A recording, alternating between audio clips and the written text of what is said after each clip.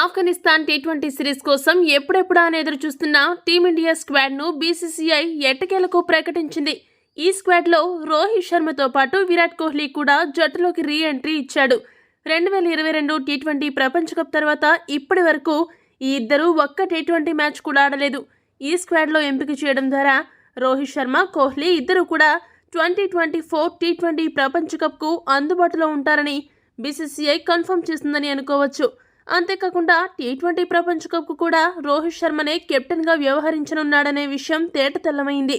ఈ స్క్వాడ్లో మొత్తంగా 16 మంది సభ్యులు చోటు దక్కించుకున్నారు. ఆ వివరాల్లోకి వెళ్తే స్పెషలిస్ట్ బ్యాట్స్మెన్గా రోహిత్ శర్మ, గిల్, జైస్వాల్, విరాట్ కోహ్లీ, తిలక్ వర్మ, రింకు సింగ్లను ఎంపిక చేశారు. వికెట్ కీపింగ్ స్థానాల కోసం జితేష్ శర్మ, సంజు శాంసన్లను ఎంపిక చేయడం జరిగింది. ఆల్రౌండర్ల విభాగంలో Shivam Dube, Washington Sundar, Axar Patel, specialist spin బౌలర్గా రవి బిష్నోయ్, కుల్దీప్ యాదవ్, ఫాస్ట్ బౌలింగ్ విభాగంలో హర్షదీప్ సింగ్, ఆవేష్ ఖాన్, ముఖేష్ కుమార్లు చోటు దక్కించుకున్నారు. చాలా కాలం తర్వాత సంజు శాంసన్కు టీ20 జట్టులో స్థానం దక్కింది.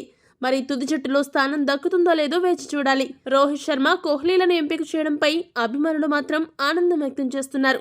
హార్దిక్ పాండ్యా, సూర్యకుమార్ యాదవ్, మహమ్మద్ షమి గాయాల కారణంగా ఎంపిక కోసం అందుబాటులో లేరు. ఇక టీ20లో దూకుడుగాడే ఆటగాళ్లకు అవకాశం ఇవ్వాలనే ఉద్దేశంతో కేఎల్ రాహుల్ కి విశ్రాంతినిచ్చి జితేష్ శర్మ, సంజు శాంసన్లను ఎంపిక చేసినట్టు కనపడుతోంది.